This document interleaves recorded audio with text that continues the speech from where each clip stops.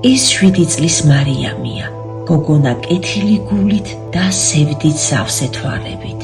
ეს კი მისი და იყო 6 წლის მონიკა.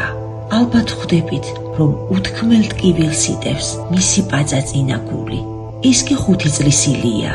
ბიჭუნას არც სათამაშოები აქვს და არც საოცნებო დუტის ქურთუკი. ჯინსის შარვალზეც უიმედოდ ოცნებობს. ამის მიუხედავად, ჩემ შეკითხვაზე, თუ რა ოცნების ასრულებას თხოვდა კეთილჯადოქარს, ბავშვმა მიპასუხა: დეიდა, ჩემს დაიკავებს, რომ ლამაზი კაბები ჰქონდეთ.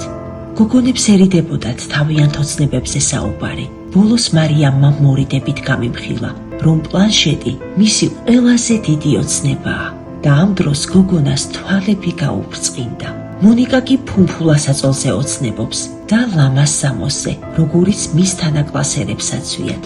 ავარიული ქოხის კიბეებზე ჩამომსხდარან საბრალო ბავშვები და გულის ფანცქალით ელოდებიან, რომ ერთ დღესაც მათ ჭიშკარს კეთილი ჯადოქრები შეახებენ, რომლებიც მათ ბავშვურ ოცნებებს რეალობად აქცევენ.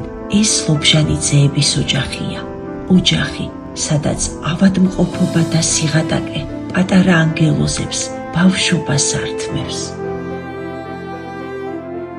გადარიცხეთ ნებისმიერი თანხა ჩერნოვეცკის ფონდის ოფიციალური საიტის მეშვეობით.